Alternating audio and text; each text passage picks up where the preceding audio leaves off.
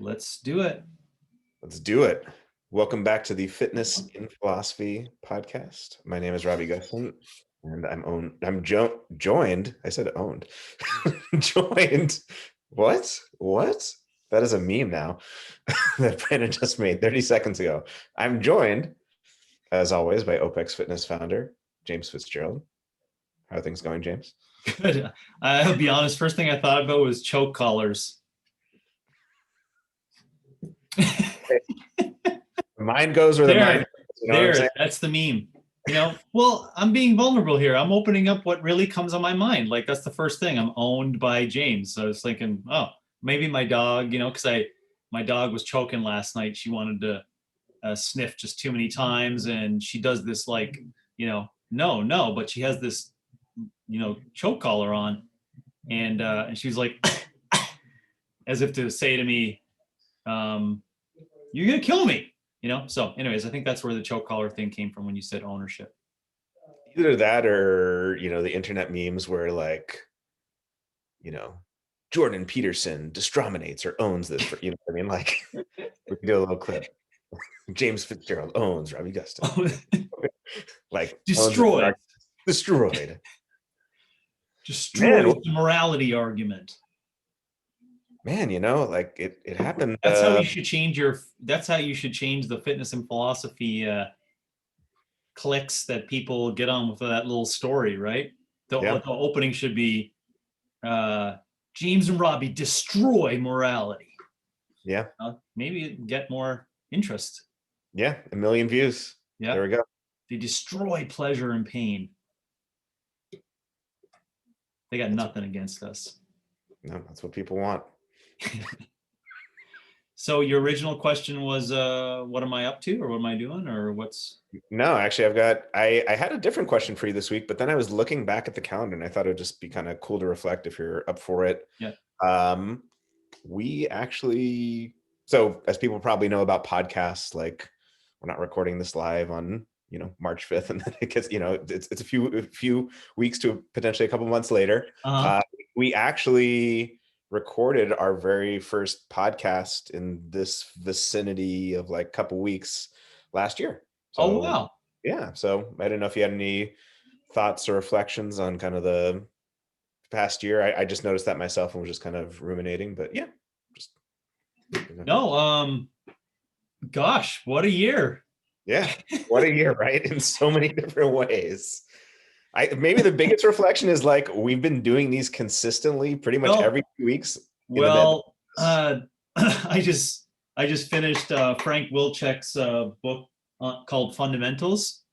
Big brain thinker on physics, and one of the things that he said in there that I had in conversation yesterday with another individual, and that rings true to your question or to your point of like, do you have any thoughts on this time last year, this year, is just time, goes on. It's a constant, and it just happens, like now, in a couple of seconds coming up here, I can talk about it, but there's going to be, time changing on the clock. There's movement, and there's, let's call it expansion and growth. And that's what I reflect on when you're like, so what's your thoughts on a year? I was like, a year is time. Like a lot went into that. And that makes me reflect on how cool it is, for the experiences that we can put together in our life for the time that we're here. That's what I immediately think about. How precious time is a cliche statement, right? Yeah, but it's true. And I mean, just the fact that like, I mean, now that I'm thinking back. Well, it is true. It's a truth. Oh yeah, definitely. But just even the nature of, I mean, I wrote my dissertation on Kant's thoughts on time, and just cool. Yeah, so it's a very, very interesting topic. Yeah. But yeah, just even thinking back to like, I think technically last year we were going to do the first episode on like this corresponding Friday And March 10th was when like everything really like hit. And I think you guys were in San Diego, I want to say, and like things got canceled or something, and Yeah. had to drive back. And then like I think We our drove back on the Friday. Wednesday night was when the during the halftime of the NBA game that was on TV, yeah. people, the announcement was the NBA is ending its season. And it was, we all gathered, our two families in the room, and it was like, this shit is real now. And I'm going to continue with this. This funny story. And we'll of course, I was driving Friday, so we couldn't do it, by the way, but because we decided not to get on a plane. These are the decisions you make at that time, right? It's like, no, we're not getting on a plane. We're going to stay in a little car ourselves, as if and I had these feelings of like the classic prepper, get out of the apocalypse, leave LA, driving across the desert. These are the things I was thinking about. Look at me. I'm even like mimicking the wheel, as I'm doing, looking around for zombies, right? Anyways, the COVID zombies. But I thought about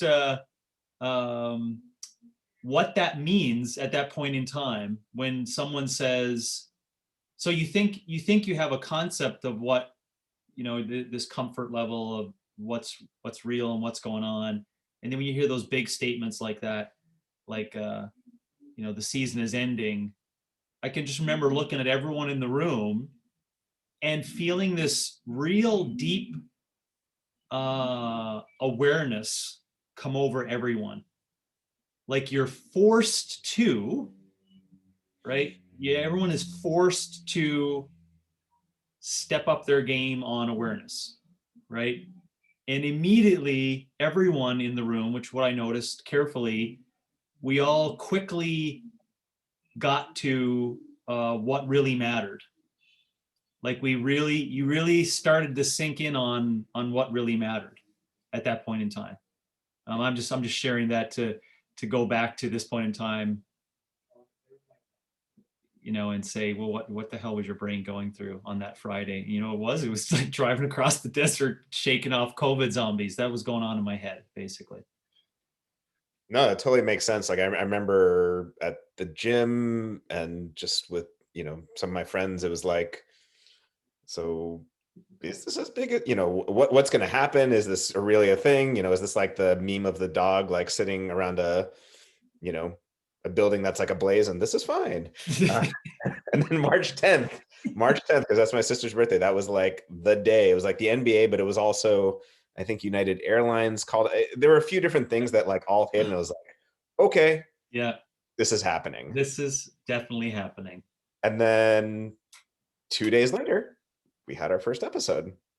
Like Wow. we didn't postpone it. We didn't, we're like, hey, let's give this a shot. Yeah. And here we are a year later. So it's kind of cool. It is. That's a great reflection. Thank you for that. And so today, what is today's episode, Robbie? Do you know the number?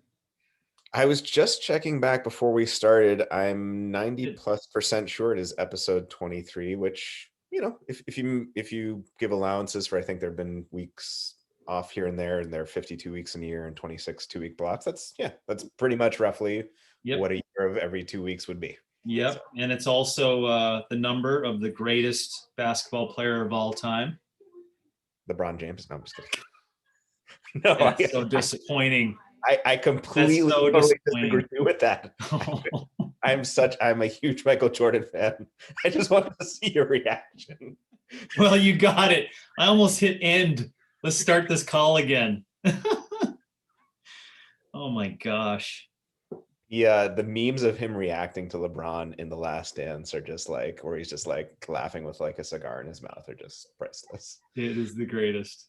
So good. The only one who could even remotely rival, I grew up in Southern California, so I was a Lakers fan, but Kobe, praise to Kobe, great basketball player. But yeah, Michael Jordan, absolutely. LeBron to me is not even. There are a few other people in line before. Yeah.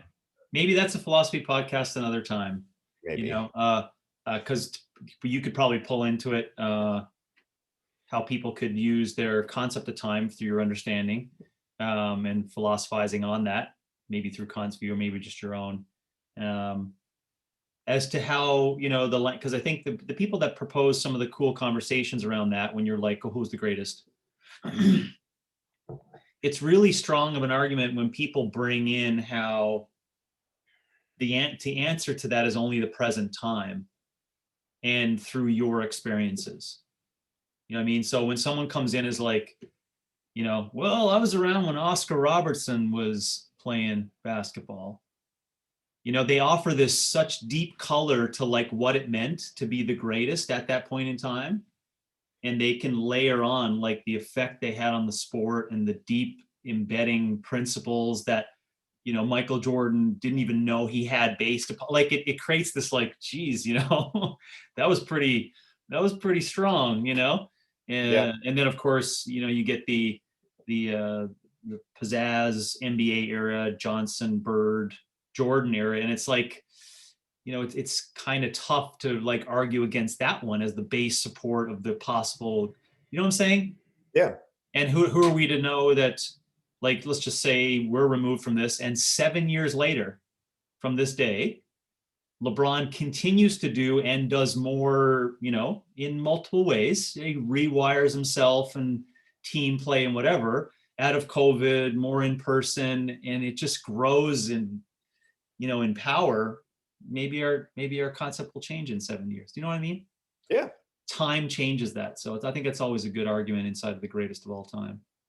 Yeah. No, I think obviously with Brady winning again, there are always this discussions about Babe Ruth and all these other players from different sports and how does time affect it. So yeah, I definitely think that's an interesting discussion. Yeah, the Babe Ruth one is a tough one, right? Like, imagine making that comment of anything different, Yeah. Cy Young was the greatest. Well, how are we going to tie that intro into the topic today? Do your best. Well, today we're going to talk about morality and fitness, and all I can say is I'm just glad that I didn't officially end our podcast after a year by being serious about LeBron James. That would have just like, okay, Maybe quick. we did.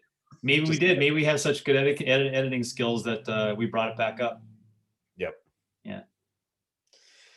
All right, guys. So today we're going to start talking about morality and fitness. So obviously, in a number of previous episodes, whether it's intention or autonomy or virtue, we've discussed this topic before. We've discussed Aristotle in a bit of detail, although I'm sure we'll come back to him.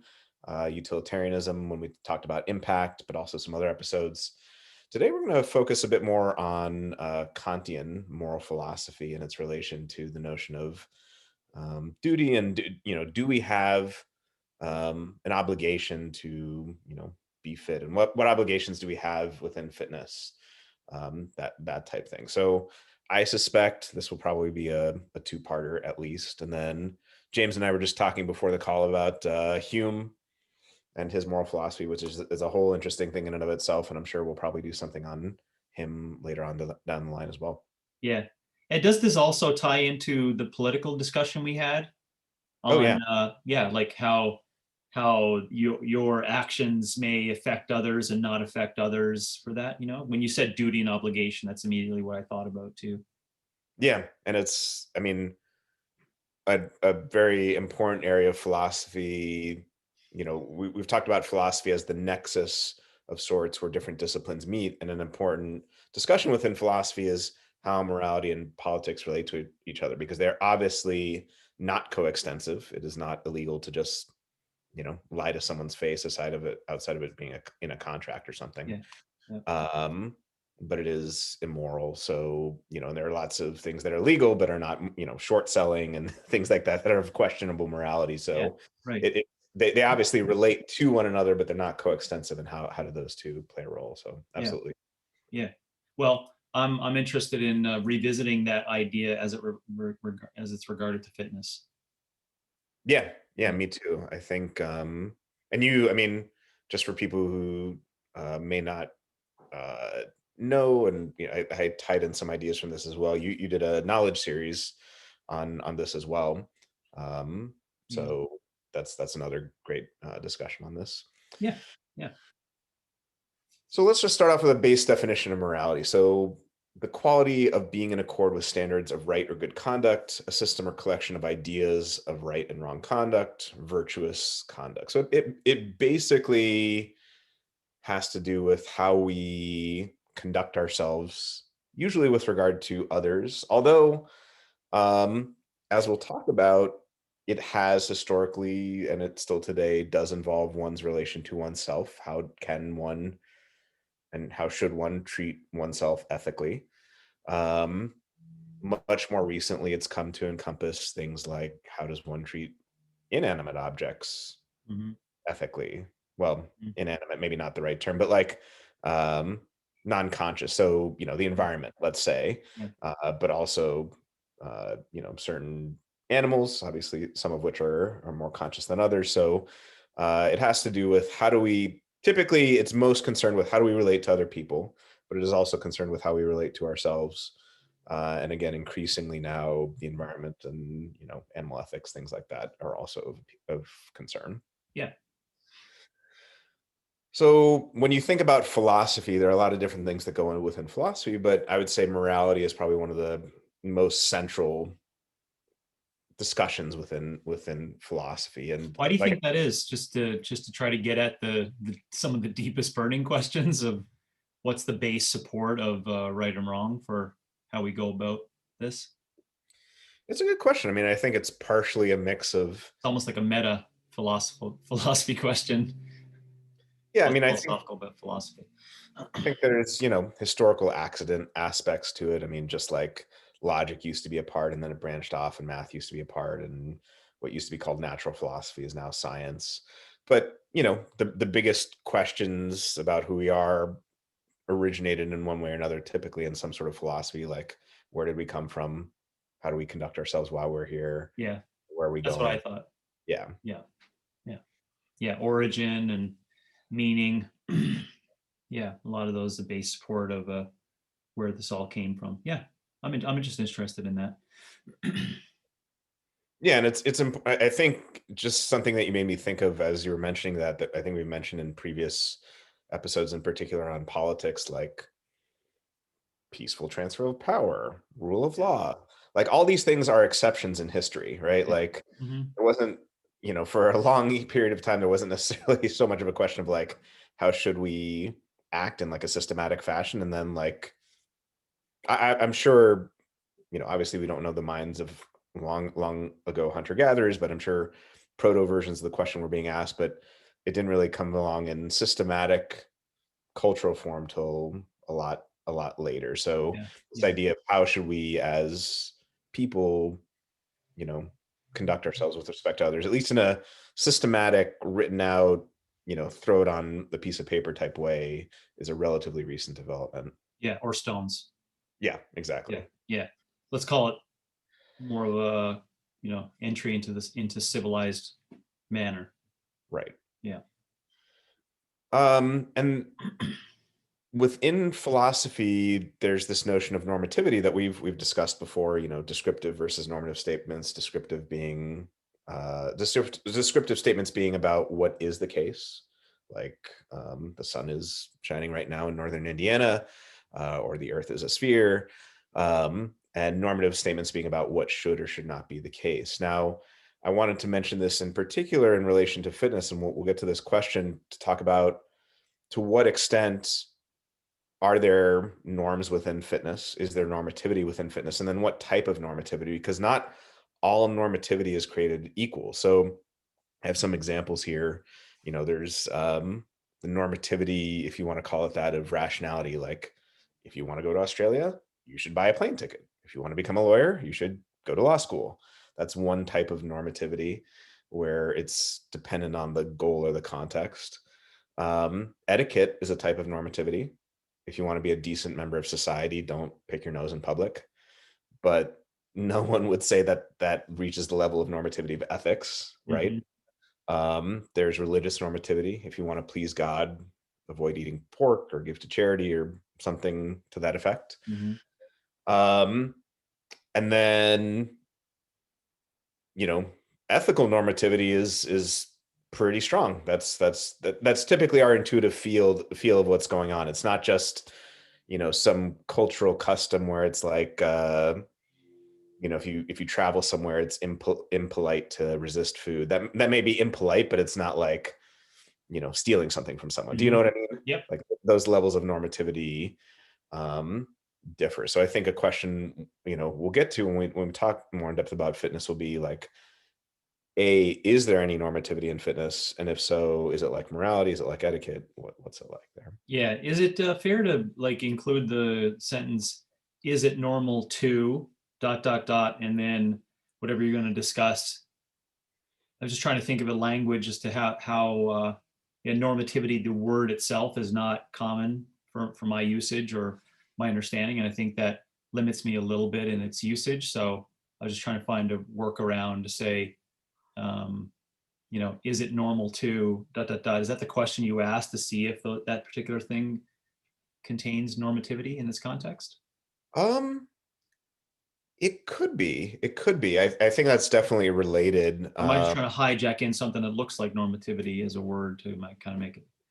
No, I definitely think it's related. And I do actually think that that is something I want to discuss in the future. And that is a big discussion within philosophy where sometimes we talk about the purposefulness or the teleology of biological systems, like a heart should pump blood, a Hmm. brain should fire neurons, and Yeah. it's not just that it does, it should. So like when we say, is it normal for, people to be up at 2 a.m. in the morning? No, it's Yeah. it's not normal. So there is that sense of it.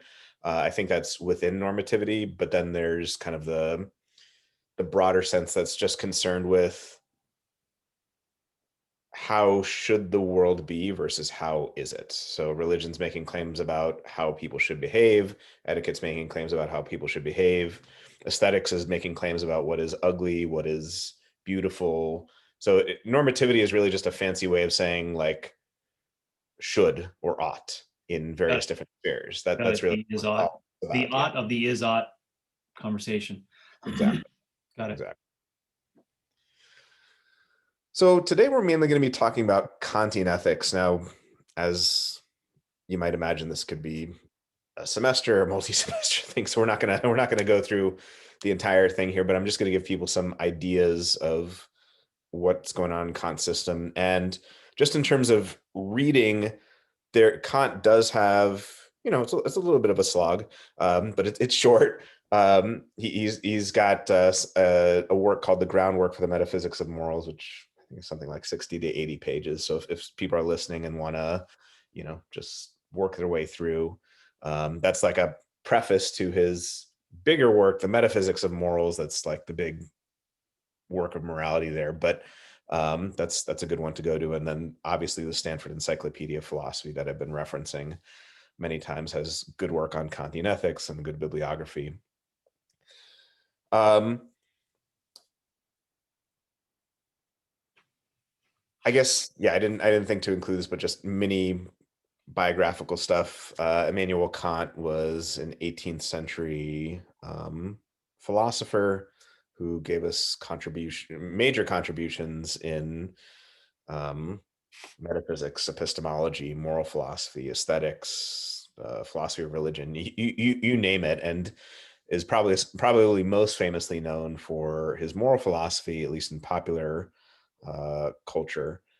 And there are a lot of notions that we, make reference to with regard to morality today that come from Kant. So just a few here that I'll outline. Autonomy, which we discussed on our episode, Autonomy and Fitness. The idea for Kant here being that it is crucial to morality that the law come from one's self. What one is to do morally come from oneself. And he thinks it actually mimics, you could see how that gets tricky real quick, right? Because then someone's like, well, my morality differs from your morality.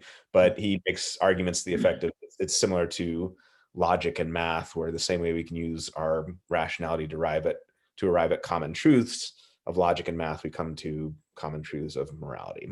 Yeah. Some Um, inputs in the system, repeat, see how it works over time, and then see the end result based upon that and come to some conclusions. Yeah, and he gets a lot of this from Rousseau, and Rousseau talks about how true freedom really comes from giving the law to oneself, to giving someone some boundedness in which they have to act. Intention, that's a big one. Whenever you hear someone say it's the thought that counts, or it wasn't my intention, like, it's not that people didn't think about this before Kant, but it's a huge aspect of his moral philosophy. We need to do the right thing for the right reason. And of course, we had an episode there, intention in fitness. So for Kant, it's not the outcome of an action that counts. It is fully and solely the intention. That's really the big thing. Yeah. Duty, I which think we'll be that's talking. why. Sorry, do you think that's why you mentioned moral philosophy is so big today in the language? I think because just based upon our culture and society, we're trying to find this nice base support as to what true intentions are with people. That could be, yeah. I think there's a lot of confusion out there for people about like what are the relevant moral concepts and virtues, and should we count intentions more, outcomes more? And I think that's at least part of the reason why moral philosophy has become more, maybe popular is the right term today, but yeah, more studied. Okay. I don't. Have you ever seen or heard of the show The Good Place? No. Okay, it's with Ted Danson Oh and yes. Kristen Yes. Bell. Yep. So I never thought it was possible to make a show that would be very good and entertaining about philosophy, but that's what the show's about. So if people are looking for an entertaining intro to Kant's ethics and utilitarianism and Aristotle, that's got a really lots of good stuff on this. So Solid. Thank you. I'm always looking for some interesting watches. duty, it's central for Kant that we do the right thing because it is the right thing, and he makes this important distinction between acting from duty as opposed to acting in accord with duty. And just to give you an example, the difference between someone anonymously giving to charity and then someone giving to charity because the TV crews are there because their name's going to be up on the building, or someone returning a wallet because they think it's the right thing to do versus someone returning a wallet because there's a $100 reward, or they'll be praised afterwards. So in other words, the idea being you're doing the right thing because it is the right thing. Yeah, which we talk about quite a bit in other podcasts, but just of the current landscape for individuals for exercise, right? They think it's not worthy if no one has seen them or if it's not broadcasted of what they've done. Right. And to clarify a common objection to Kant, sometimes people say, well, do you have to hate what you're doing? Does it mean nothing good can come of it? It doesn't mean that, but it means ask yourself the hypothetical question: if you didn't get more followers, if you didn't get a reward, if you didn't get the money and all the rest of that stuff, would you still do it? If yes, then the action was moral. If not, then no, it Yeah. ceases to have any And even moral. with that question, though, you're presuming they have the strong enough cognitive repertoires to understand, what's not going to be there if they don't get the followers. You Right. make that presumption as well, because I even don't think that, to step further in that, I don't even think people are have enough cognitive strength to even think about the perception of those differences. Well, I mean, and that's a great point too, because one of the central features of Kant that we'll talk about when we talk about the categorical imperative, um, Kant is just, he zeroes in more than almost any other moral philosopher I know on this notion that humans are masters of self-deception. We are just Yeah. fantastic at it. Yeah, I got so many books up there, and I'll promise you, Robbie, I'll lay them out for us at the end. We can include them, but so many good current readings, I'm sure, on that base support notion for today. Yeah, it's crazy. And so, to your point, it's one thing for, let's say someone had the cognitive capacity to ask themselves that. They'd say, okay, well, would I do this if I didn't have more followers? Well, we do all sorts of mental gymnastics to be like, well, and it's wrong to lie to someone unless they're a jerk, or it's wrong to lie, you know what I mean? Like just these little like Mhm. provisos in there. And that's one of Kant's central insights, is that no, we don't get to add those provisos to morality, and that's Mhm. what we want to inject, but morality commands this, and yeah. So Yeah, yeah. That's cool. Um, Morality consists in respect for the moral law and acting from duty. It's not pleasure and happiness. So unlike Aristotle, unlike utilitarianism, um, so for Aristotle, leading the virtuous life intrinsically leads to true happiness and true, eudaimonia. And for utilitarianism, um, we're looking for the greatest pleasure for the maximum number of people, or greatest happiness for the maximum number of people. That is not the ultimate goal for Kant. It's awesome if it leads to that too, but you are to be, morality requires being moral for the sake of being moral, full stop. No other proviso in there. So he also says, he starts off, the groundwork for the metaphysics of morals by saying, the true absolute good, like one of the few truly good things without qualification in the world, is a good will, not happiness or pleasure. And a Hmm. good will for Kant subsumes its temporary desires and wants to do the right thing.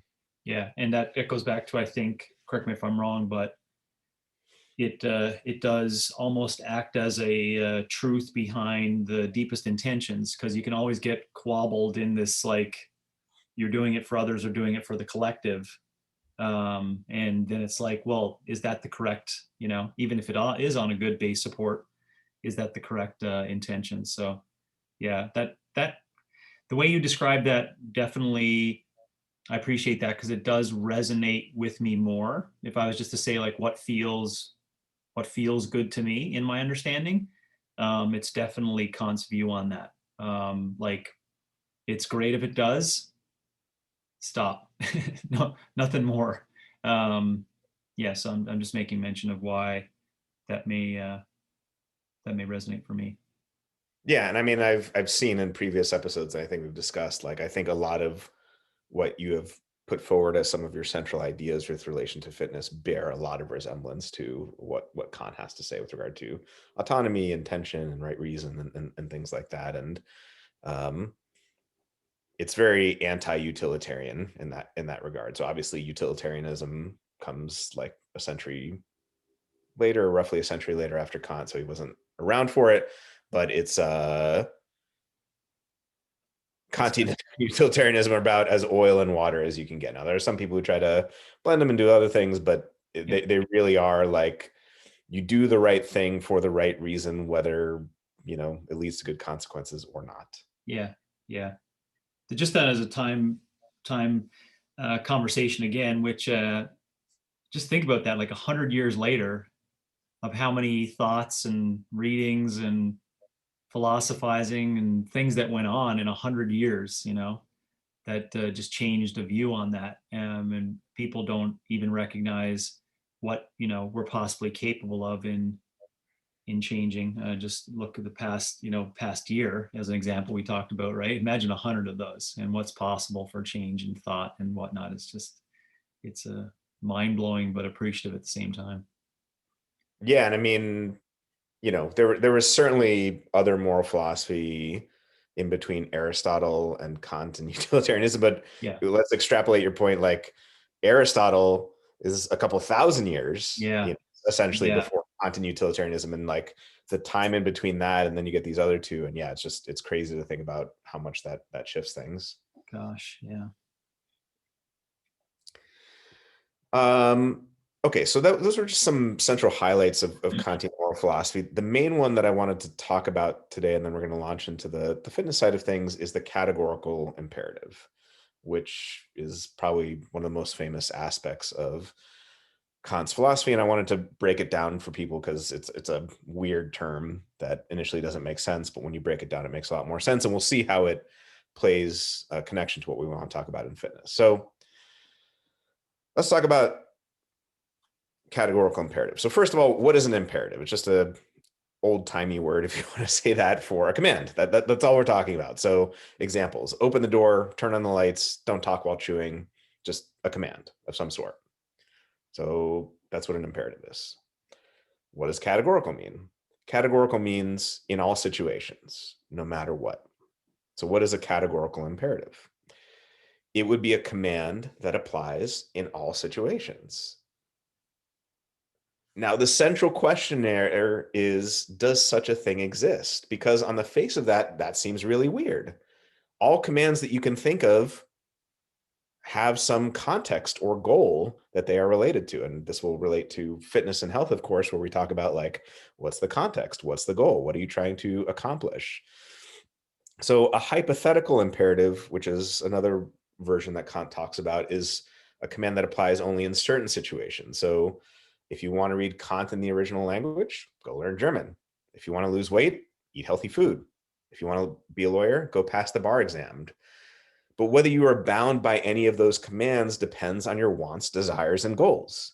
If you get rid of the goal to read Kant in the German, you don't need to learn German. If you don't care about losing weight, go eat whatever you want. So almost every command you can think of is a hypothetical imperative. For Kant, what is unique about morality is that a categorical imperative is what gives us the best description of moral commands. It's a command that commands you to act a certain way in all situations. So don't steal, no matter what. Not if you want to be a good person, don't steal. Not if the person you're stealing from is a jerk, it's okay. Not inserting all these little provisos to, get yourself out of the rule. Don't lie, no matter what. It's not if you want to live a happy life, don't lie. It's not if the lie won't hurt anyone, lying is okay. And then lastly, don't murder. It's not don't murder if you want to be a polite member of society, don't murder. It's not if the person did something really bad, it's okay. It's just don't murder, full stop. So Kant thinks that a central feature of moral imperatives, unlike every other imperative that you can think of, is that you're still duty bound to act morally whether you want to or not. It is binding on you as a rational being, full stop. You can't be like, well, I don't want to go to Australia, so I don't need a plane ticket. That totally works in that context, but it doesn't work in the case of morality. And the reason he thinks this is because he's acutely aware of our propensity to insert these little clauses and to find ways around being bound by morality. So one of the things we'll talk about today is, are there any such duties within health and fitness? Are we duty bound as humans just to better ourselves, or is it just context dependent? Is it just dependent on our goals? Yeah. So a lot in there. Yeah, no, I mean, first of all, that was I think you asked yourself the question as a hope strategy that it would be understood. In my perspective, I think you did a great job of giving me a good foundational knowledge of categorical versus hypothetical imperatives. Um, I think you gave a good understanding of the stance, I guess, that Kant would say in the understanding of categorical imperative with your examples: don't murder, don't steal, don't lie. And then, um, yeah, the challenge of how, if it's time, how we carry that over to, if it's, I guess I'm asking that question, is a time where we kind of jam on carrying those duties, what are duties and obligations for fitness?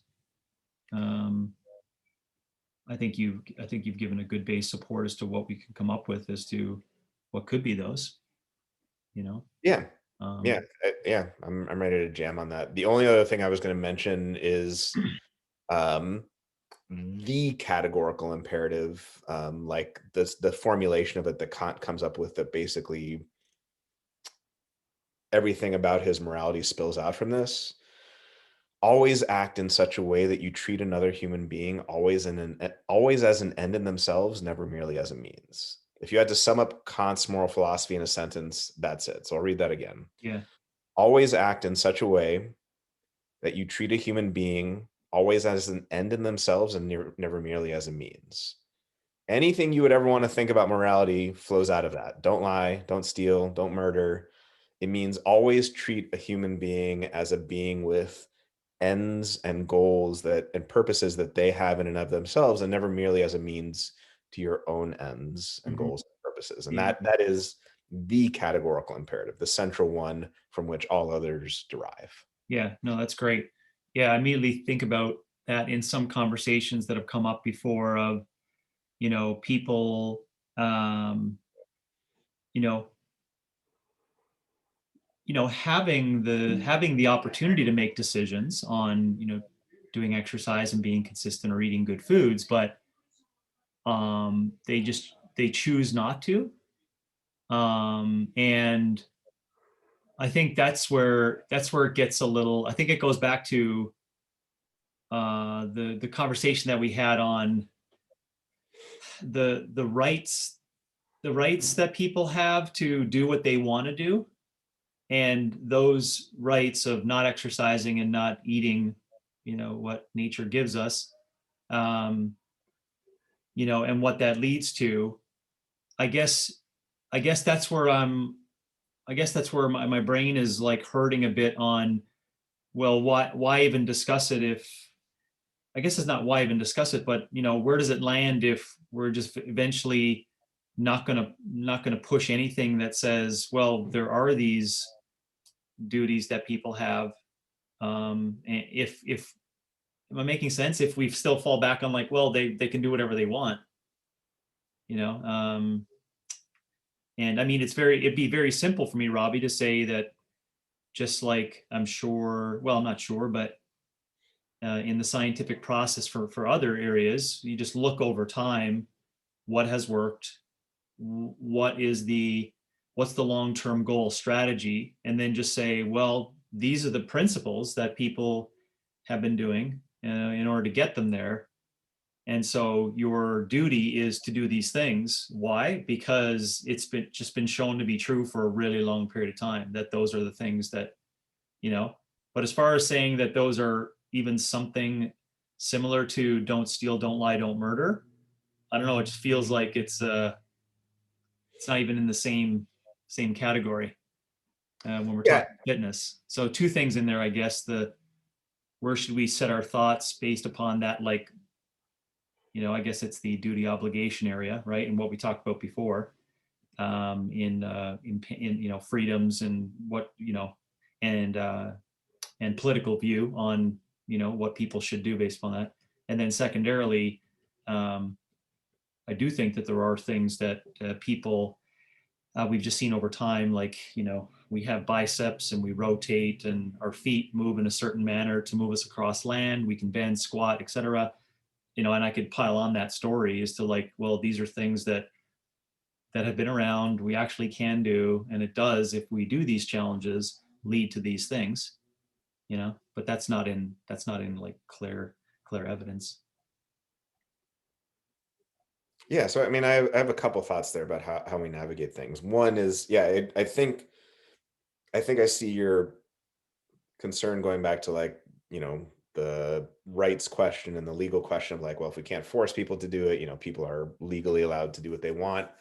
I do actually think we can make some headway here in a way in which we or not necessarily couldn't there, but like had to talk about like, how much leeway do we have? So just to Good. refresh people's memory, part of what we were saying there is that what we ran into is that when you're talking about any group of people living together in a liberal, democratic, modern society, is that people have different conceptions of the good, and laws can only be instituted to the extent that you are infringing upon the rights of others. And unless you are doing so, you should be allowed to not wear a seatbelt, buy a big gulp, so on and so forth. Now, the details get, tricky there. We talked about taxation and Mhm. education, all these other different things. But with morality, we actually have more purchase here, because here we're not talking about making any laws. And with normativity, just in general, not even morality, with normativity, the normativity is going to apply independently of any particular society. It may just apply insofar as you're a human being. Um, the same way, Kant's morality applies insofar as you're a rational being. So there's a way in which we could talk about there being duties that one has to oneself that have nothing to do with what laws are being instituted or not instituted, in that conundrum of like, how do we as lawmakers impose other things on others. So you could still very much in the realm of normativity and or morality say something like someone is duty bound to maintain and cultivate their health and fitness, whether they choose to or not, and whether any laws are instituted about that or not. So I think that's one way. Oh no, that's yeah. So yeah, I'm glad you went about it that way of putting it into that manner. And maybe I'm just stuck at it that's so yeah. What you just said, your last sentence is what I if it's not obvious, I believe, right? I deeply believe in it that we have a duty and an obligation to challenge ourselves physically because we can, right? Because we are capable of doing it, and therefore this is my point of like maybe I'm having a hard time of looking for the stretch of it. And I know why I'm having a hard time to stretch for it, Rob, because no one practices it. Like it's very few humans that like it's a very small percentage, you know.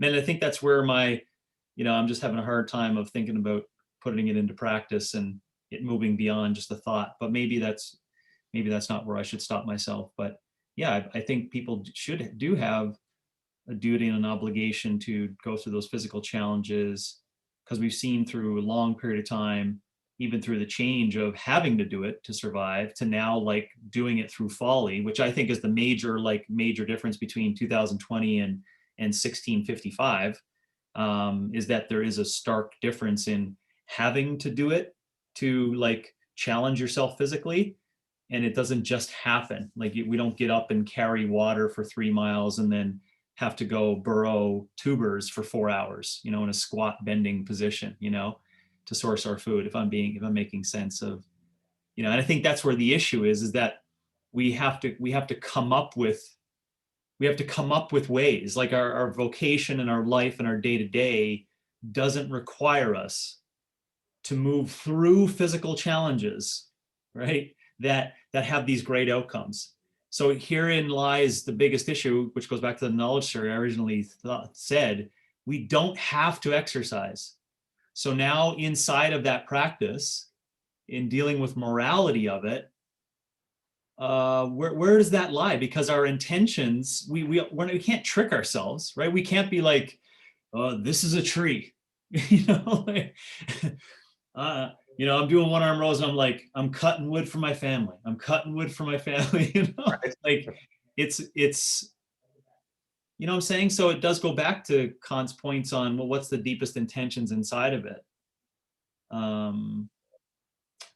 Yeah, I'll stop there because I'm maybe rambling, but I'm just kind of, yeah, thinking where I lay on that one. Yeah, I mean, so two thoughts there. One would be, going back to your worry or your concern about, well, because not a lot of people do it, I'm having a trouble like bridging the gap there. Similar thing in morality. I mean, Kant would just come along and say, like, yeah, just because there are very few moral exemplars doesn't mean we aren't bound any more or less, right? Just because it's hard for most people to act morally, and it's hard precisely because as humans, our desires naturally pull us in the opposite direction of what is the right thing to do. So it's far more common, not necessarily to say that all humans are immoral. That would be No. too far, but Yeah. he does say something to the effect of humans are metaphorically kind of crooked wood. How do you straighten things out? How do you get humans to act according to reason? But even there, you'd still say they're duty bound to act in such a way whether they choose to or not. And then I actually think there is another interesting connection in what you were saying about the fact that we don't have to. Maybe we finally in human history get to attach some normativity and morality to fitness because there's not much in it if you have to do it, right? You know what I mean? Like Kant famously says that about a lot of different things. Like if someone has no choice but to do, X, Y, or Z, and if they're just doing it because they're forced to, where's the morality in that? Where's the choice? Where's the volition? Where's the giving the law to oneself? So in a certain sense, maybe now that we are faced with this, like we're sitting all the time, all these desires are pulling us in the opposite direction. There's more normative oomph or morality or whatever you want to call it to the fact that, people are saying, no, I need to cultivate my health. I need to cultivate. Does that make sense? Yeah. Somewhat, sort of, maybe, Yeah, possibly. no, for sure. Yeah, I guess I was looking for like the no, it totally makes sense. It totally makes sense. It just yeah, I need a second to think about how I yeah, I'm looking for how this conversation adds more to to trying to get people to a point of, you know, asking more questions and digging in a little bit more to the reason as to why they're embarking on health and fitness. Yeah. Well, I mean, let's start here. Like, I mean, we kind of touched on it, but like, is there any sort of normative duty, whether etiquette related, probably not religious, although maybe there's some religious duties to fitness. Mhm. We could talk about those, but Yeah, like, you could. Interpretation of scripture would say there's places in there that could right. connect to that. Outside of someone wanting to adopt particular goals, like, oh, I want to be healthier, oh, I want to lose weight, outside of people wanting to adopt those specific goals, do they have any sort of duty to cultivate their own health and fitness? And if so, what sort of normative thing is that? Is it like etiquette? Is it like morality? Like, where does, you know what I mean? Like, normativity sits on a spectrum. I see what you were Yeah. saying before about don't lie, don't steal, don't kill being on like the very far end. Um, but there are, so what, is there a duty for us to cultivate those things? If so, what does that duty consist in, and what is it like? Yeah. Well, I'll start with the one on, but I still may need your help in trying to see where that sits and if it's actually implementable. And I think that's why I'm getting tripped a lot because I'm just saying words, but as far as it being implementable, you know, anyways, um, it's about, and I think I'm cheating a little bit here because you offered J.G. Bennett's language inside of the document, and Yeah. I've read. No, I'm not well read on it, but I have constantly used a number of his, 5 or 6 sentences on, and what it essentially I captured in words is what I use for people having potential, meaning, each person has a constant opportunity, in my belief, to discover something more about themselves in their physical capabilities, which I do think, in my own opinion, leads to better thought making processes and how they navigate their life. And it doesn't always happen through physical challenges. It's obvious that I'm biased in that, and I'm in the world of physical culture, so it makes sense of that.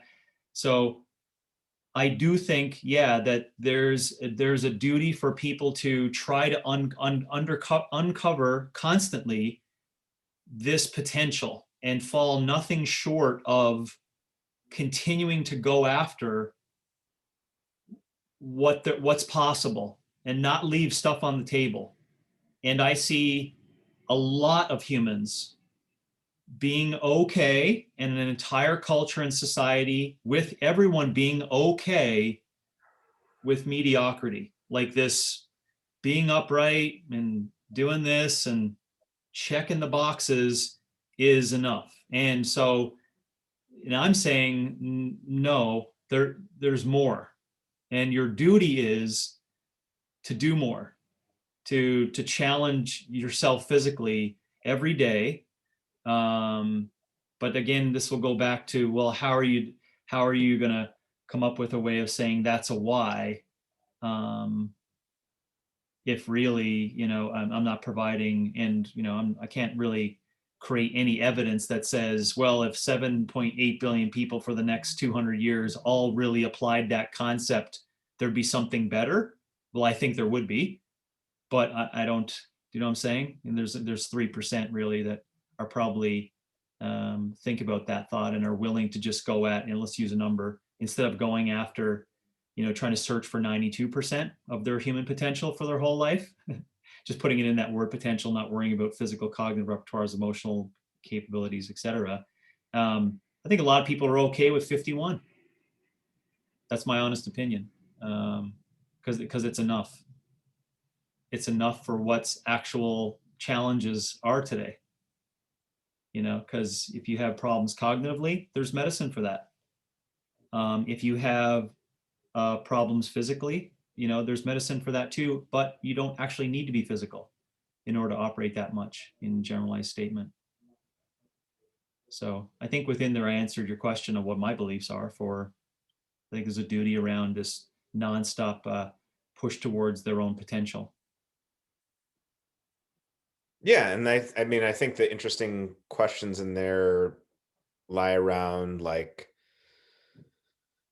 there are lots of things that we can do as humans, but not necessarily, it's certainly not the case that if you can do something, you should do something. So there's something obviously interesting within fitness about, like, how closely related that is to our biology and who we are as humans, right? Like, I can go learn all the details of Final Cut Pro or how to do a Broadway dance production, but that doesn't mean I should. Do you know what I mean? But Mhm.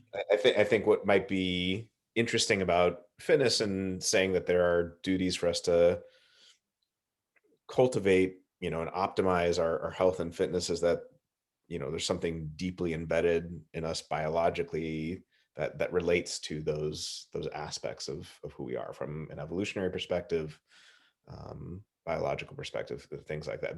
That to me seems like the interesting little way to get into the conversation, because again, there's lots of things that we could go out and learn or optimize or get better at, but doesn't necessarily mean that we should. But there might be something unique about fitness and health that is different from those. Yeah, and you're helping there, because that is my issue. Like, why I'm stumbling and why I'm stuck is that because I always use that, right? Like, and to me, that's, I have to recognize that's only the way I see things. It's not that others will understand it. I'm trying to create clarity in my language so that people can learn about this concept. But yeah, you and I agree, and there's others too. The way I lay it out of, we had to do those things, and just based upon time, as time has go on, like, you know, just look at us, right? I mean, you could just observe it and watch us and play and do these movements. Like, we have, with a lot of practice, figured out what we can and can't do, you know, physically. And then what do we learn from all that? That leads to something that's really higher order, And then I've put a stab at that. I've defined what that is, right? Say this is the higher order point, is, being consistent, learning, and upgrading, right? That talks about potential, and I think that's where I'm stuck. It's like it takes, and that's why I immediately just jump ship and be like, I wish the zombie apocalypse would happen, like, because it would at least be like a, holy shit, I should have taken 10 years to learn how to run all out for 20 minutes. You see what I'm saying? Like, and it's like, oh, now people can survive because they can run for 10 minutes straight, because we know zombies can't last more than 2 minutes, right? At a 4.5 to 5 minute per kilometer pace. We know this. We know these things. They actually implode, right? They try to keep pace. They overheat. They have thermoregulatory issues. Anyways, I just know these things. So that's where I'm. That's where I'm still. That's where I'm having problems. Is seeing, like, gosh, to me it just makes so much sense. Like, it's so simple. Use that evolutionary thing, the biological concept. This is how we move. We've seen all this. Here's plants and animals. This is how we do it. Keep stress low. Do it every day. and I think people have a duty to do that. But then it gets, it just, yeah, it just gets, I just get lost after that. Well, I think it's heading in the right direction. And I mean, I think one thing we'll probably discuss in more depth in the next episode, but probably a bit today, is a lot of this goes back to questions, and this is an area of discussion within philosophy about like capabilities and responsibilities. Like what are humans capable of, and what do we have responsibilities to do? Like, I'm capable of building a house. Am I responsible for building it? You do know what I mean? Like, so Yeah. doing some deeper investigation into like, there are things that we are capable of that, if you lived a human life where you never did it, cool, and maybe for some of those things, all the better for it, like Yeah. torture or what have you. But But what happens if you are capable of things with contractions and aerobic work that we know will lead to better humans? yeah, so that's really like, that's the interesting question, is fitness and health seems to be certainly it's among the things that we are capable of, just like these other things, building a house or doing a Broadway play or what have you.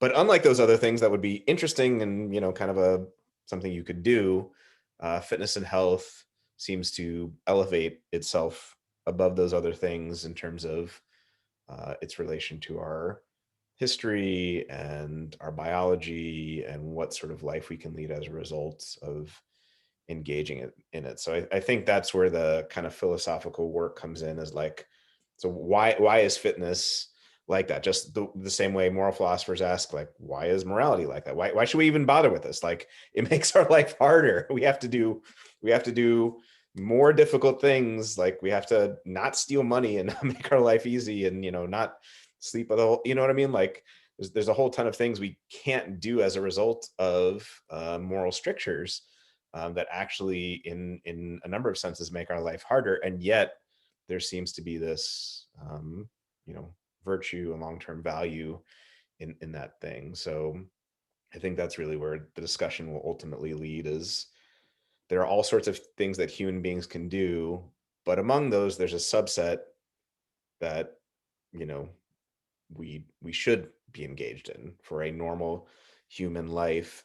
And it isn't dependent on culture. It isn't dependent on time. It isn't dependent on place. Mhm. And again, morality, maybe health and fitness, that's where we get kind of the interesting discussion, I think. Yeah, and that led me to the roads years back of looking at intention, and because the conversation, as you were saying, and I was like, yeah, but you look around, and I just thought, what would just coaches on the street say to your comment? And I think a lot of them would be like, you know, just stop worrying because people are moving.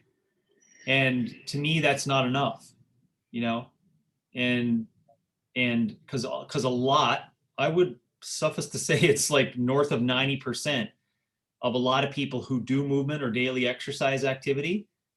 Remember the Jimmy on the street?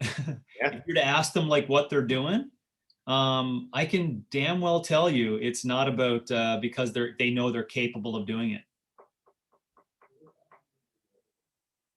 No, and I think that's where my frustration is the exhaustion I feel in trying to come up with the concepts to get people on board of as a large whole, not 1,000 coaches in CCP, but like a big whole, lot of people, to that growth and understanding of them being capable of doing it. But it helped me a little bit of maybe it's because Immanuel Kant one time said it. It's like, just because not a lot of immoral people doesn't mean that this moral philosophy still can't stand. That made me feel a little bit better. It's like, yeah, of course. But I don't know. I just have a dismay at the challenge behind getting people on board with the understanding of capability, Robbie. And that's what I mean by capability. I'm glad you said that, because when I say, you know, um, do it because you can and do it because it's for you, that now that I'm looking at it from a larger lens, that's a Kant philosophy, right? Like, because it talks about a categorical imperative, right? Because you can, right? That states because you are capable of it. Now, in the continuum of normativity towards don't murder, don't steal, don't lie, I mean, it's far over here, but you get my point. And then because it's for you, talks about that. I mean, and you're going to do it because it's great if it just does, and then it, full stop. That's it. After that, it's just for you. Nothing else. Nothing else. So, anyways, thanks for making me at least realize that's where that came from. I didn't even know that's where that was my base support for it, was that history of intention and my dismay and not seeing enough people getting okay with understanding that they're capable, yeah, of expressing themselves every day. And yeah. And there's also very much in what you were just talking about, well, people are moving but they're not doing it for the right reasons, that there very much is that like acting from duty versus acting in accord with duty bit from Kant, where yes, you may be engaging in activity which from the outside seems as though it is the desired activity, it is lacking the proper intention and therefore is lacking what we are searching for. So that element I would say is definitely there. Yeah. And yeah, I mean, I understand the frustration of getting more people to do it, but yeah, I think whether Kant certainly said it, but others have said it too. Like,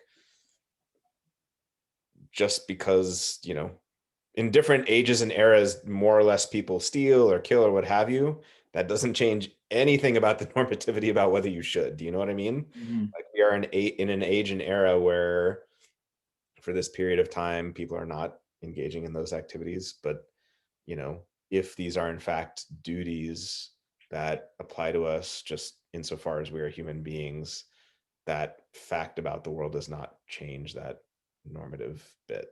Mm-hmm. So Yeah. Yeah. I Yeah. think another It's oh, great that we made that the statement.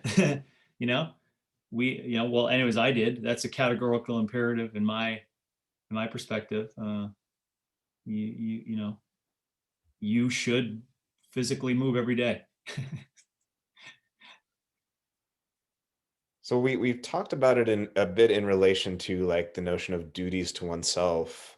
I'm curious, do you feel like there are any, and maybe I'll clarify before I say it, because I know a lot of what you say, do it because you can, do it because it's for you, a lot of that's trying to contrast with because your doctor said so or because your wife is nagging you and things like that. Mhm. But I do think even mentioning that, there is this interesting question, because ethics and morality is concerned with not just duties to yourself but duties to others. Do you think we as humans not only have duties to ourselves to be fit and to engage in physical activity, but we have duties to others, whether family or tribe, or to maintain our health and our fitness, and maybe a higher order sense than like my wife is nagging me, or my boss is nagging me, or my doctor says so, or something like that.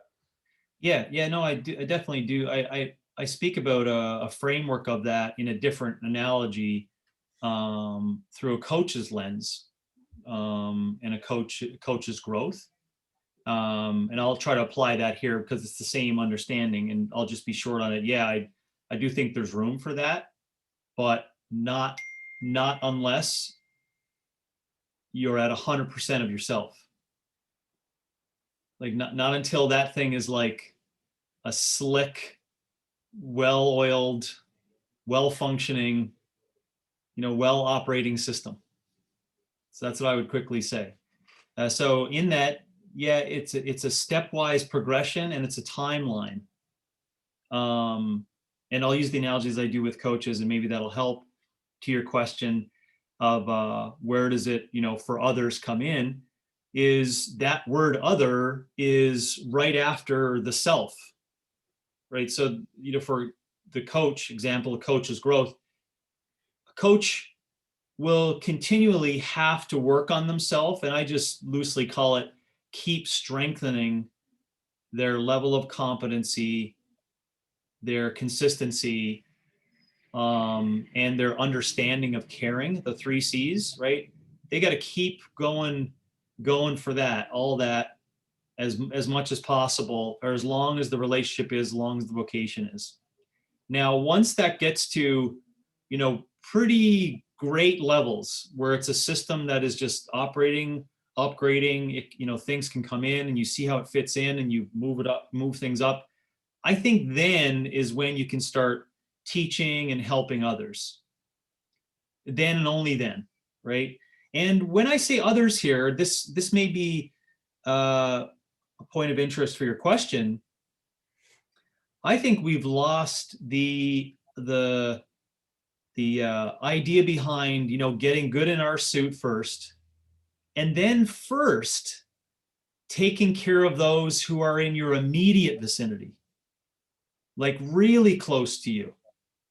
That's your significant other, the intimacy. That is your reproductive offspring, right? Your family. That is where you came from, your immediate family. So those really, really close to you, whatever that is, that doesn't have to be family. I'm just trying to give you a context of like the first step in others. Let's call it others 1.0. And then others 2.0 is like your community members, those around you in person, and I think, you do then, after your big self is built, have a commitment, a duty to spread the good news outside of that. And then, and this doesn't happen that often, because we short track it, right? We take these well-intentioned humans with 3 months experience and say, I want you to run a business that's a system, which jumps over themselves and it jumps over others and it goes right to a system, right? It's like, you can do this, press play, money, and then they go backwards, like, what happened in this? And you know what happened? You didn't work on yourself. You didn't have that thing built really strong and powerfully before you then worked with those right around you, before you then decided to go into the system and have some kind of effect. Now, there's another level to that, which I call the collective. And that's the big, grandiose concept of fitness. And I saw that in your notes, to our duty to the fitness collective. I think on paper and as a concept, it's great. It's like, oh yeah, that makes sense. But Robbie, I'm even hesitant to like explain that out, because I see so much lack of self growth and like really working on oneself. And figuring out where you lie and what's important to you and what matters to you, and really saying, like, on firm ground, this is what I think I have a duty to do. Like, I got to do this for me. This is the thing.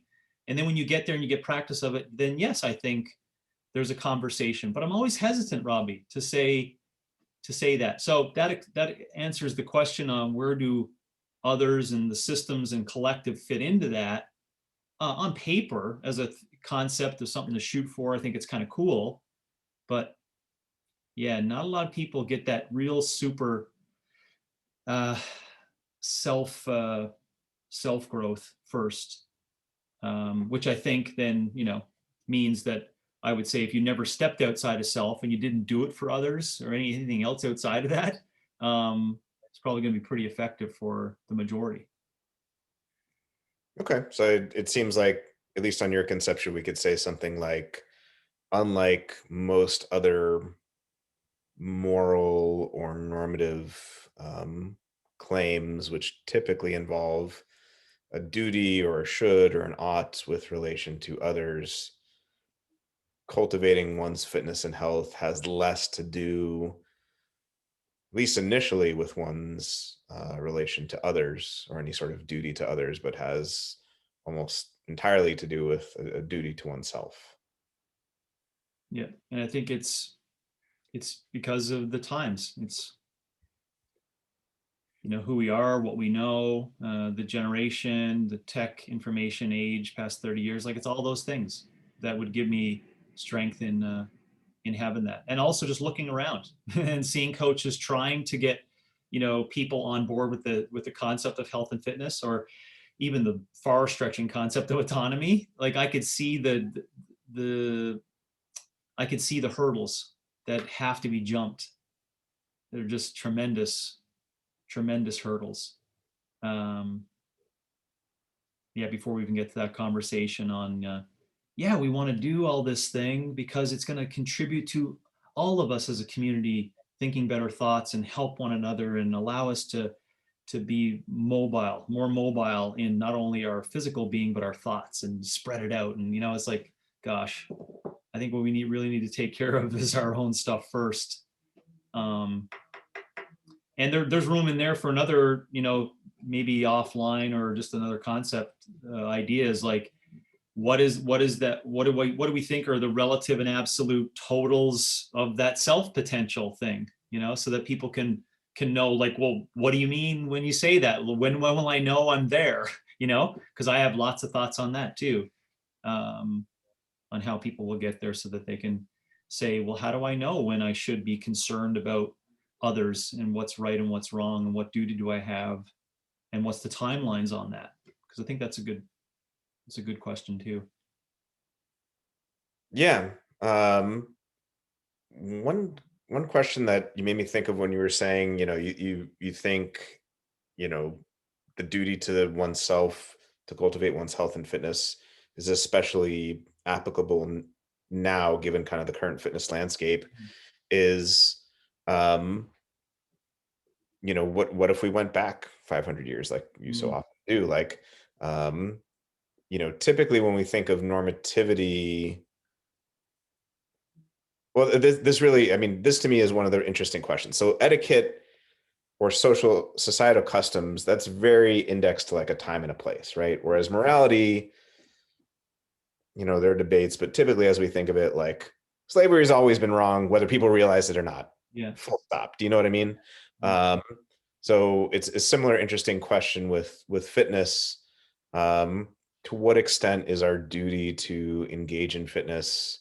Does that change with time or place? Has it changed with time or place? Or is that more of a universal feature of human biology that, we should engage in this no matter the time or the place?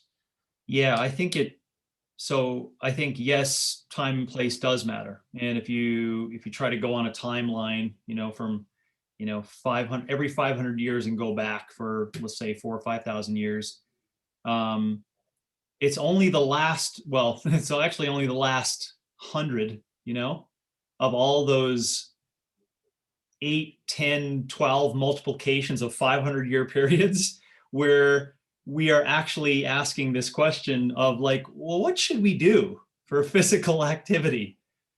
Like, it wasn't even, as I say, the concept of doing physical fitness jumped from, 1865. Fitness was, your strength to reproduce and survive.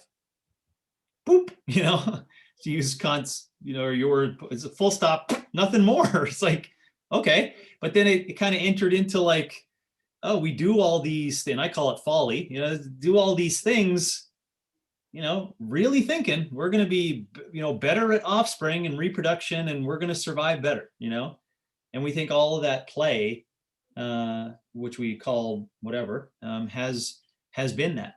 So yeah, in time actually may not help the conversation because, or actually it does, but I'm just saying that I agree with you, and you got to think of it in a way that we didn't have to do fitness, because it wasn't even a word, and it's just what we did.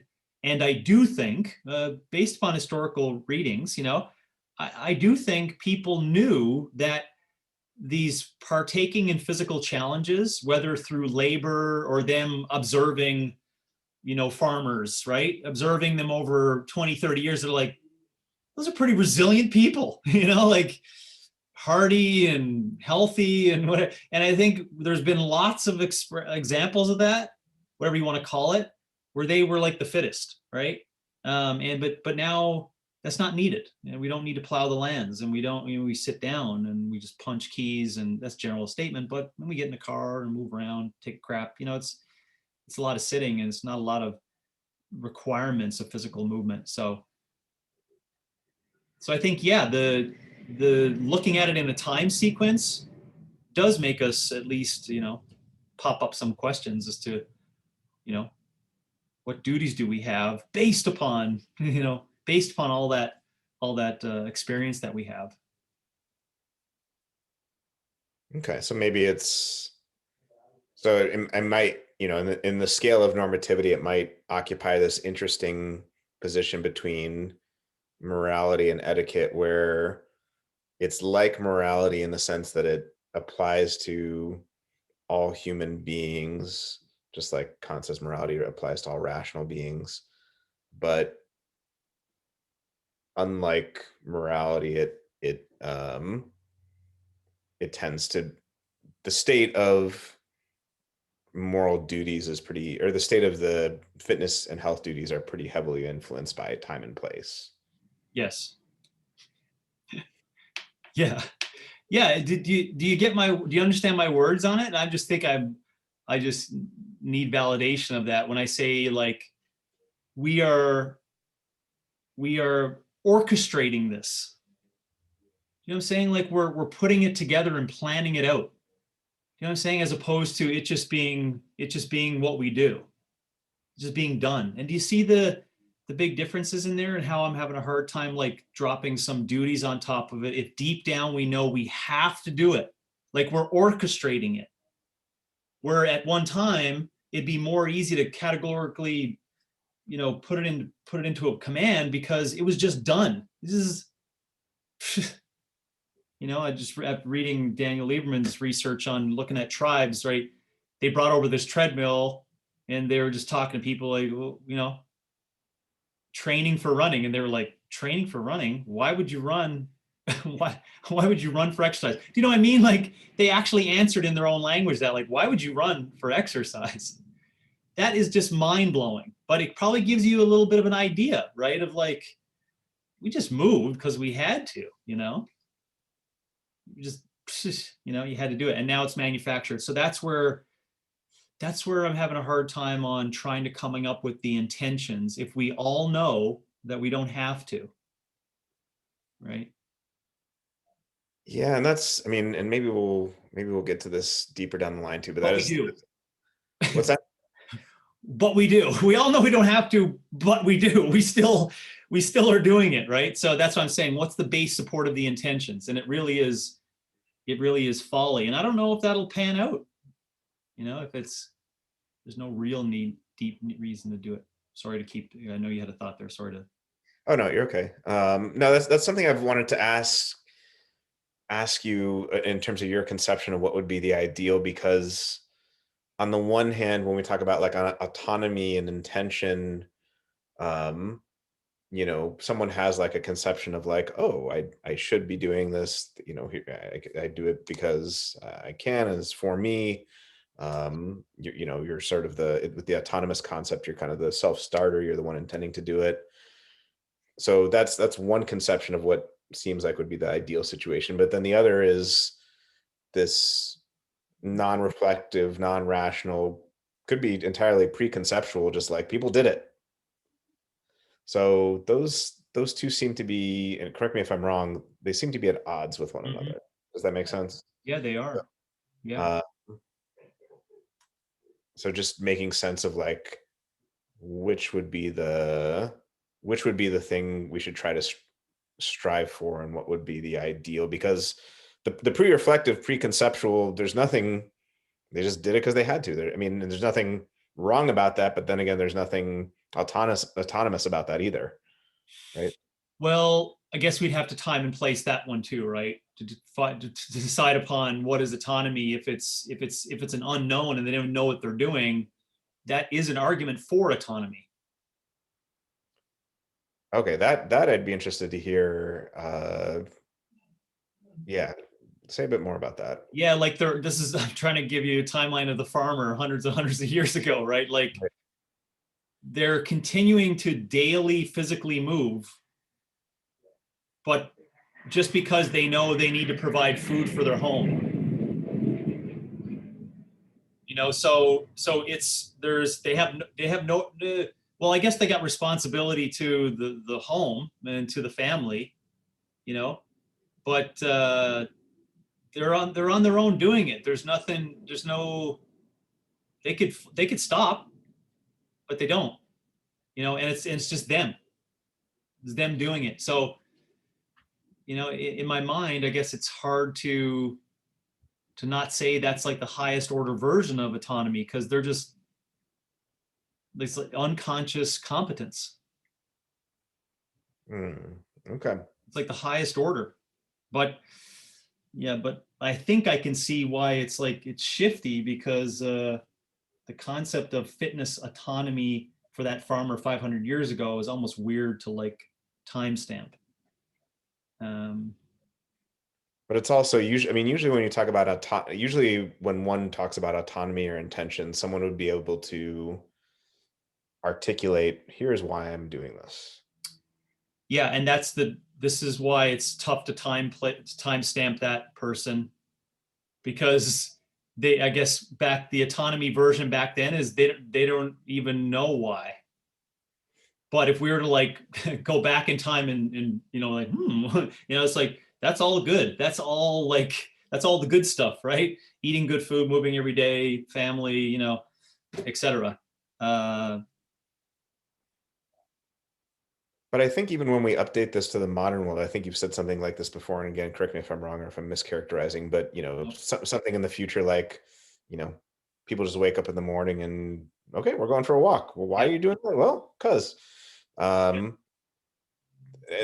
nothing wrong with either conception, but that to yeah, me, on the face of it, seems to be at odds with autonomy and in intention, because in order to be autonomous and have intent, one would need to be conscious and be able to conceptually. So I guess that's where I'm trying to get a bit of clarity on that yeah, one. yeah. Yeah, I think there needs to be a good um, a good story, which would probably be better told. I'll try my best to put it down on paper sometime, maybe, but like a fable of 500 years ago as to what autonomy was and how a person reflected on the concept of autonomy. And then for today, I say in the modern world, autonomy is that, but you left out that to get there, what I generally say is I start with the premise that we don't need to exercise, and we just need to get over that fact. So it's basically this. Yeah, I get up, I exercise. Why? It's just what you do. That's just what you do. Now you go deeper and deeper into the intentions of it. I still think that person is autonomous. Why? Because they even know they have to, because they understand it's like beyond folly. You know what I mean? Like, I'm not going to hide behind the fact that in my own like thoughts on it, like that I can't make them understand that their practice in this is going to somehow lead to this virtuous, really powerful life. I really do believe it will, but I basically want them to get to that point where they're just like, yeah, I know we just need to do. I don't need to do this, but I do. And let's just get on with it. So that's where I still end up with someone being autonomous. Like they're at an understanding. They understand the concept of like, you know what? I don't, I really, I mean, I don't need to do all that, but I will choose to do so because, you know, I've learned and I've seen and I played that I'm capable of doing these things. Look at this. Look, I can bend and ooh, I can squat and I can sustain for a long period of time. You know what I'm saying? But they don't have to somehow in their life come up with the deepest understanding of the why behind that to not be still autonomous. I still think they're autonomous, even if their cognitive ability on my context of autonomy is not there. Am I making sense? I think so. Yeah, I think I gotta chew that one over a bit more, because I Okay. think I see what you're saying. But yeah, we might, just like we've talked about before with words, there can be, different senses. There's one sense of autonomy. I think there might be two different senses of autonomy that we're using. One, when you said autonomy for you has to relates to this notion of unconscious competence, kind of that highest level when you go through that kind of consciousness competency model. That's true autonomy. And the autonomy I'm referring to, which is related but different, is this notion of being able to give the law to oneself, conceptually articulate why one is doing what one is doing, being conscious of the reasons and the intentions behind it. And unless one is able to, like Kant says, just going through the motions and having no idea of why you're doing it, would not be autonomous on that Mhm. sense, on that Yeah. sense. So just Yeah. getting clear about like what autonomy we mean. Like a machine is, if we mean just like, a machine could be autonomous if we just mean like something going through the motions without having any reason, but that would not be a good outcome for autonomy. So yeah, just getting clear on like what autonomy Yep. means.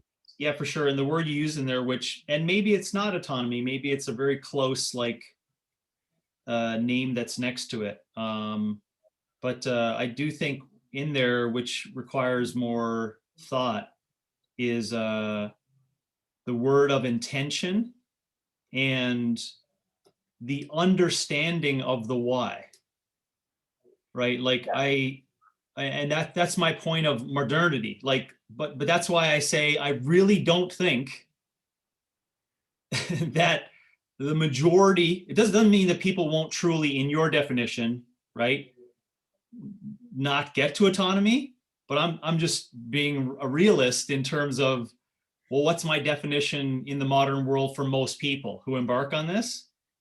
And I'm saying that maybe there's room for them even understanding the deepest intentions. But this is the point, is that I'm okay with my defining of that for modern world if they're not if they're not at the deepest level aware of it, but they're like they're getting there. But this is the point, they may never get there. And I'm okay with that in how I'm defining it, because I still do think that in the end, it'll be a good result. Why? Because they're just like, oh, I'm not sure, but let's just get on with it. I'm not gonna stop and contemplate. That's gonna keep me from moving, right? Just because of the modern world, I just really don't think that there's the time, there's the system, there's the institutions, there's all that in place for people to get on board with that higher ordered, let's call it progressive scale of autonomy over time.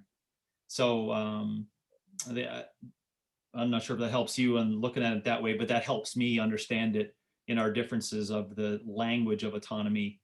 And I think the good word you used there, which is going to strengthen my language of it over time, is the intention and uh,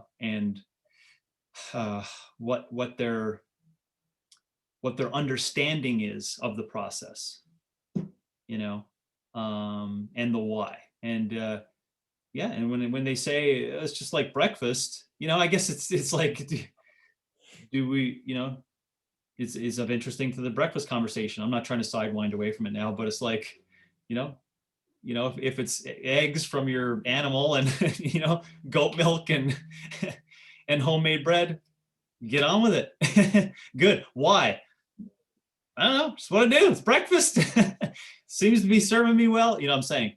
So that's like, well, you're not really autonomous then. True, they're not, but maybe they're on their way. Yeah, no, and I see what you're saying about like there being gradations, and I mean it doesn't need to be a binary thing where it's either 0, 1, or of autonomy. There can be different levels and scales and things like that. But I think, yeah, that's definitely something I want to chew over a bit more and discuss with you more in the future. Like getting a sense of like what is the ultimate goal of, you know, what we would see being the ideal for long-term fitness practice. Is it just it's so embedded within culture that people just get up and they have breakfast and they walk and they do whatever and they have no idea why, and it's just because we've transformed the culture? Or is it because that's one conception. The other would be someone could articulate why they're doing it and why they are not staying seated and why they are not eating junk. You know what I mean? Like having Yeah, a yeah, conceptual yeah. And, articulation. and my projection is that there's maybe 2% of all humans who participate in the fitness thing for a while will get to that understanding. Yeah. Yeah, I've been clear about that before. I mean, my percentages go lower and lower every time I discuss it. But I just don't think it's gonna. Yeah, it's just don't. I just don't. I just think we just have to get on with things. This is like, just just keep doing it. Go do better things. Just be consistent and go do other things. Well, how much time should I spend on this why behind my exercise? It's a practice if you want to get into it, but I just don't think I just don't have a lot of hope for people and their their ability to get to that awareness level. That's all. Outside of our little ecosystem, right? Yeah. I just don't see it. So Yeah, but that's good. It's good.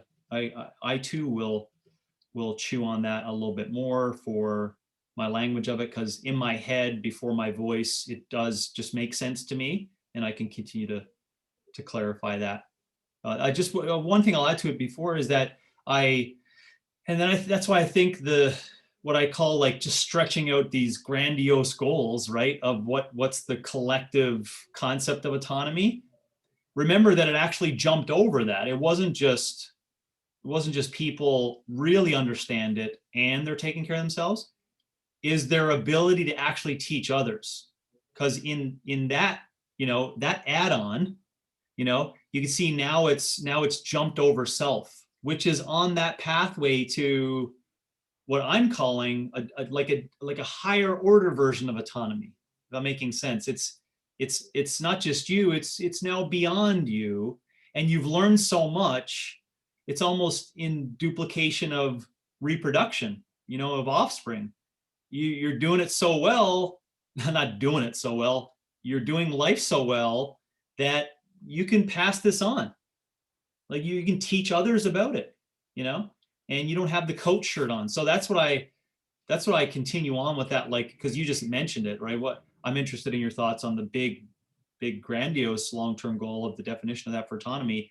And it's actually further out than what we were just discussing there, which is the individual. It's them getting to the point where they're, and I just think of it, in real life, is like many years down the road, they're in their garage working out with their family, and someone walks by, right? It's like, well, what are you guys up to?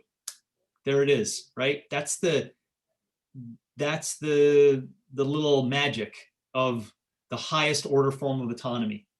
I'm doing this. I'm on my own. We do these physical things every day.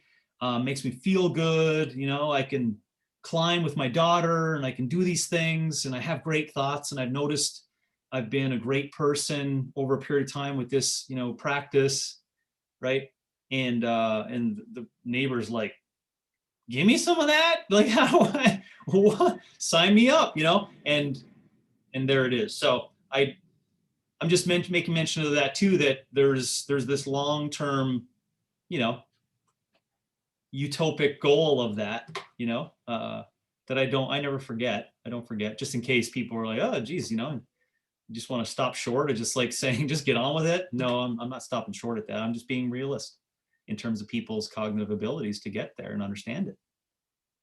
Yeah, and that helps clarify it a bit, because you literally could not give reasons to someone else unless you were conscious and aware of like why you know what I mean? Like if someone came along and was like, looking in your garage and they're like, why are you doing that? Well, just because I don't know, my parents told me to do it. Like that's not gonna pass muster. So yeah, so I mean that helps clarify, like someone eventually, the ideal goal would be someone would have, it doesn't need to be like deepest scientific reasons or like deepest, moral philosophy reasons, but just like reasons. They are consciously aware of why they are engaging in that activity, and they could explain it to someone else. Yeah, this is another interesting place you can go, is that imagine all the coaches that I deal with who can't either get enough time, create enough time, or take the time to understand this idea that they should be on their own. You know what I mean? Just look at that. That's just an example of like where, I can go to multiple areas that give me strength for my convictions that I have on how long will it take people to truly get to that concept of the deepest understanding of autonomy. Like there's even folks within the practice of fitness who are going to be teaching others who can't get on board with that, even themselves. They're like, I can't do this myself. And there's no right or wrong to it, but it's just like, well, then when? And why do you think it takes all that to get to that? It is just another area that we could look at that would strengthen my argument for what I would say the whole lot of people in projection over time are not going to get to that deepest understanding of autonomy. Could be. Maybe. But you know what? But you know what can get them quickly to that? The CrossFit Open. Beautifully placed. We're like Penn and Teller there, just filling Yeah. others' words. family, exhaustion, community. Oh man. Oh man. Oh man. All right. Well, any final thoughts there on No, anything? gosh. I feel I don't feel pleasured or pleased or content. And I like that. But I said this going into, I got so much to work on for myself on this particular topic. Um, and so, I appreciate you taking the time to walk us through that and give me a year and come back with some strength. Yeah, I mean, sometimes, I mean, yeah, honestly, as we've talked about in our soundbite culture, like sometimes this stuff just takes time to like really mull over and think through, and like there's questions I still have, and um, you know, the fact that you don't feel pleased or pleasure, I mean, we did moral things today. That's the sign of morality, is Yeah. that Yeah. pleasure goes out the window and whoop, Uh-huh. doing the Yeah. moral thing. And the fact that what connected us both was the concept of fitness morality. We now been kind of mulling around the whole thing for a year too. So that's also something that's of interest to this day and time. And I'm excited to see what it looks like over time. Yeah. Yeah, I just thought of the choker stuff at the beginning and the owner are not pleasured or pleased, and Brandon's gonna Field day. just gonna put those all together, and oh man, that'll become the new icon for the podcast. No, no. Those emails you send me? I got this idea. What do you think about this for Yeah, no, don't even send that one as a thought process. I'm not willing to I'm not willing to go with that one. Or answer to my wife on this picture. What was the thought based upon that? Oh boy. oh man, it's definitely a step too far. We'll hold Yeah. off on that one. All right, cool. All right, my Well, man. thank you so much as always, So James. this is obviously the first of couplet. What's coming up? I think so. I mean, there were some other Or not a questions couplet, but discussed in there, but I think the next one that's related to this that I wanted to maybe talk about was responsibilities and capabilities. So morality and responsibility tend to go together, and I guess that discussion around like we are capable of all sorts of things as humans. What are the things among those that we have a responsibility for and Mhm. to cultivate and things like that? So Yeah, that's kind of yeah, where I was looking. yeah. I love that one. Yeah, we'll go into some things that I love pulling into that conversation. Yeah, things like reciprocity and community, and compassion. Some of these tingly words that go way back in time that we observed for a long period of time. What kind of works and how that possibly may have led to what is right and what is good. Um, yeah, and then I just slap the whole physical thing on top of that. Um, yeah, that'll be good. Look forward to it. Okay, man. All right. Take care. All right. I'll talk to you later.